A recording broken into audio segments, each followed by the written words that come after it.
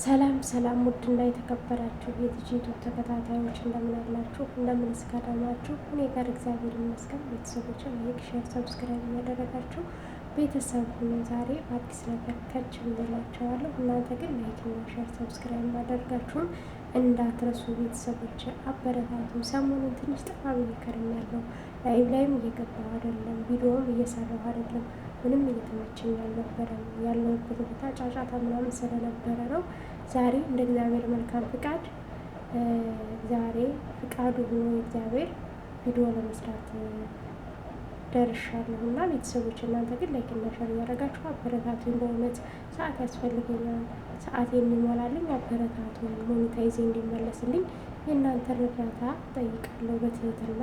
ሁላችሁም ላይክ እና ሼር ሰብስክራይብ እያደረጋችሁ ቪዲዮን ደግሞ ለትላልቅ ሰዎች ሸር ብታደርጉልኝ መልካም ነው። እህታችሁ ባድግና ከፍ ብል የሚቀንስ ነገር የለም። ይሄ ደግሞ በስልክ ነው እና ቤተሰቦች ዛሬ ደግሞ የሚያስተምር ነገር ደስ የሚል ነገር ነው ይዤላችሁ የመጣሁት። ኖላዊ ድራማ በምዕራብ 1 ብዙ ነገር ተምረንበታል።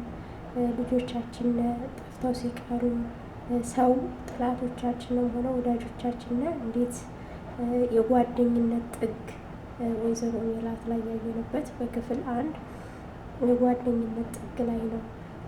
በምዕራብ 2 ደግሞ ወይዘሮ ሜላት በጣም እንደተቸገሩ አግኝቶ ማጣትን እንዳየችበትና እንዳስተዋለችበት የሰው ልጅ በገንዘብ መለካት እንደሌለባት ተምራለች። ከወይዘሮ ሜላት የተማርነው ነገር ቢኖር ዋነኛ ነገሩ እሷ ይህን በደንብ አድርጋ ነው የተወነችልንና ለእኛ በህይወት ለምንኖረው የሰው ልጅ በገንዘብ መተመን እንደሌለብን የሚያስረዳ ድራማና የሚያሳይ ፊልም ነው። ምክንያቱም የሰው ልጅ በገንዘብ መጠን የምንለካ ከሆነ በጣም ከባድ ነው። ነገ ጧት ገንዘብ ስናጣ ሁሉም ሰው ይርቀናል። ምክንያቱም ገንዘብ እያለንን ለዛ ሰው ምንም አላደረግንም፣ ቅንጣት ያላልተጨነቅንለትም። ድንብላል ደግሞ ባላቸውም ሰዓት አብራ ሁና ስላየቻቸው በሌላቸው ሰዓት ደግሞ ከእነሱ ጎን መለየት አልፈለገችም። ከእነሱ ጎን ተነጥራ መሄድ ስላልቻለች እሷ ደግሞ ሰው ልጅ ባለው ሰዓት ቀርበህ በሌለው ሰዓት እንዳንርቅ የሚያሳይ ነው እሷ የተወነችው። ሰላም ለወንድሞቿ፣ ለእህቷ፣ ለእናቷ፣ በጥቅሉ ለቤተሰቦቿ ምን አይነት ቆራጥ እንደሆነች የሚያሳይ ነው የሰላም የሚያሳየው። ምናሴ ደግሞ ቤተሰቦቹ ችግር ባሉበትም ሰዓት ችግር ባልሆኑበትም ሰዓት መፍትሄ የሚሰጥ መልካም ወንድም ማለት ልክ እንደዛ ነው። መከታ ነገሮችን አይቶ እንደማላየ የሚያልፍ ለሁሉም ችግሮች መፍትሄ የሚሰጥ። በነገራችን ላይ ሀና ጥሩ ናት፣ መልካም ነገር አላት። ግን አንዳንድ ነገሮች ላይ የሰው ልጅ ይቀየራል እንደሌለ የሰው ልጅ የሚቀየረው እንዴት ነው? የሰው ልጅ መቀየርም መለወጥም እንደሚችል የምታሳየናት ሀና ላይ ማለት ነው። ምክንያቱም አንዳንድ ጊዜ ትሁት ጥሩ ልብ ያላት ሰዎችን መልካም አድርጋ የምትቀበል የአባቷን ፈለግ ተከትላ ያደገች ልጅ ትመስላለች። ድንገት ደግሞ ትቀየራለች። ሰው ናትና ሰው ልጅ ተሰባሪ ነው። ከሰው ልጅ ስህተት ከብረት ዝገት ስለማይጠፋ ያን ምልክቶችን ታሳያለች። ይህ ምንድን ነው? የሰው ልጅ ሁነን ምን ፍጹም ጥሩ ነገር ብንሰራ መልካም ነገር ብንሰራ ነገ ጧት መቀየራችን አይቀርም።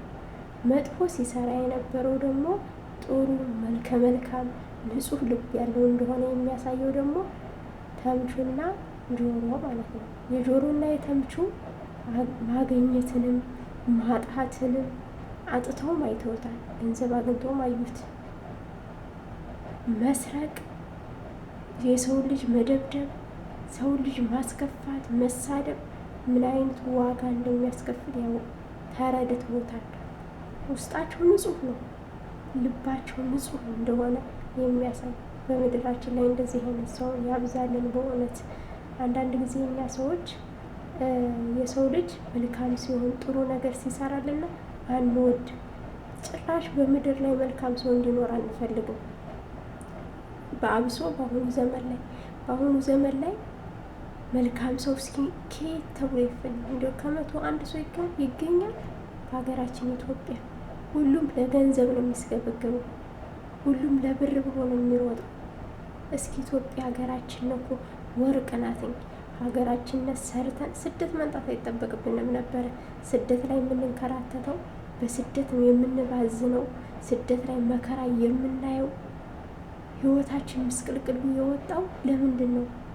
ሀገራችን ላይ ሰርተን መለወጥ ስለማልቻልን እኮ ነው። ሀገራችን ላይ ሰርተን ለመለወጥ አላማ የለንም። የሰው ሀገር ማሳደድ ነው አላማችንን። በሰው ሀገር ረግፈን መቅረት አለ። ስንት ወጣት ረግፎ ቀርቷል። ግማሹ በባህር ሲባል፣ ግማሹ በሰው እጅ ሲገደል፣ ግማሹ በእስር ቤት ሲሰቃይ፣ ግማሹ ታሞ ሲሞት። ሀገራችን መሬት በሀገራችን ባደግንበት መሬት መሞት እኮ ትልቅ ክብር አለ። ምክንያቱም እግዚአብሔር አምላክ ሞትን የፈጠረው ለሰው ልጅ ፈጥሯል። ሞትንም እንደፈጠረው የሰው ልጅን ደግሞ ማለት ነው እኩል አድርጎ ነው የፈጠረው። ሞት እንዳለው ሁሉ ለምንድን ነው ሞት አለ ብለን የማናስበው? ለስደት ነው የምንሮጠው።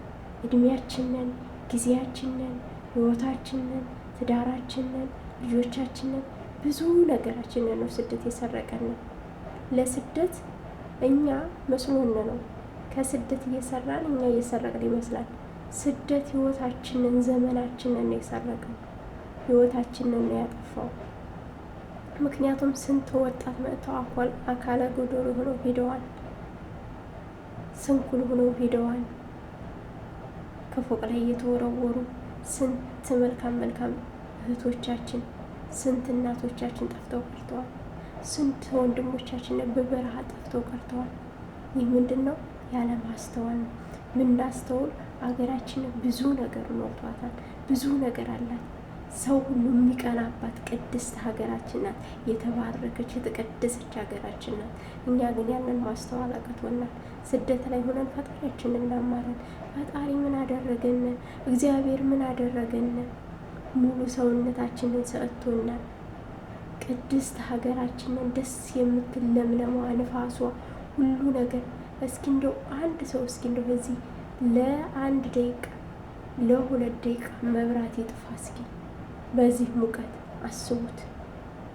እንዳለ ነበር የሚወድመው። ምክንያቱም በቴክኖሎጂ ነው የሚጓዘው። ሳውዲ አረቢያም ሆነ ዱባይ ሆነ የተለያዩ ቦታ ውጭ ሀገር አሜሪካን በማንኛውም ቦታ ላይ የሚንቀሳቀሱት እግዚአብሔር በሰጣቸው ትንፋስ አይደለም። እነሱ የእጅ ስራ በተሰሩት ናቸው እየተንቀሳቀሱ ያሉት። ይሄ እጅ ስራ አንድ ቀን ቢጠፋ ለእንኳን አንድ ቀን 10 ደቂቃ ቢቆይ ህይወታቸው አይገኝም፣ ህይወታቸው አይተርፍም። ሀገራችን ግን ለምለም ዝናብ ጥሎ ቡቃያው በቅሎ የምንበላው የምናመርተው ቡቃያ ገበሬ ለፍቶ ጥሮ ነው በጉልበቱ። እዚህ ግን አንድ ሩዝ ለማገንፈል ሰራተኛ ተቀጥሮ ነው የምንሰራው። ያ ምንድን ነው? ሀገራችን ከዚህ በምንሰራው ከሀገራችን ብንሰራ እንዴት ሀገራችን ባደገች፣ እንዴት ቤተሰቦቻችን በተደሰቱ፣ ሀገራችን ለምንማ ትልቅ ደረጃ ትደርስ ነበረ። ሀገራችን ሁሉም ሰው የሚናፍቃት ሀገራችን ናት። ለምን መሰላችሁ?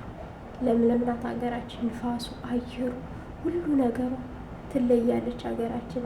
እኛ ግን አጠቃቀሙን አላወቅንበትም። ስለዚህ የሰው ልጅ ስደትን የሚመኘው ማግኘት ማጣትን ብዙ ነገር ተምረንበታል። ሃይማኖታችንን ፈልፍለን እንድናውቅ ሆነናል።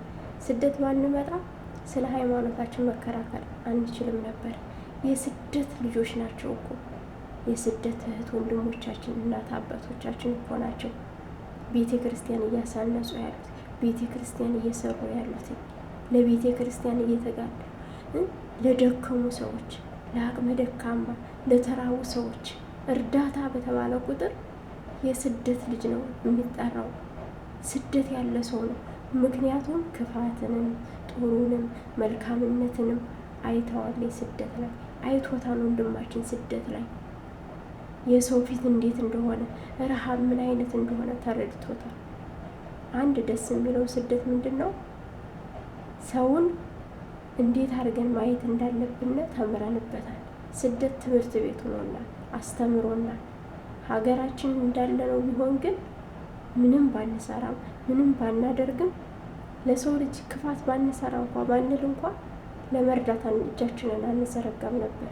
እጃችንን የምንዘረጋው እዚህ ሀገር ሆነን በሰው ሀገር ሆነን የቤተሰብ ናፍቆት የእናት የአባቶቻችን ናፍቆት እያቃጠለን ስለሆነ የእነሱን ናፍቆት ለማግኘት እየመሰለን ሰውን እንረዳለን። ደከመኝ ያለ ሰው ብዙ ሰው ራሱ በአጭበርባሪ ተበልተዋል። ለምን ይመስላችኋል በአጭበርባሪ የሚባለው?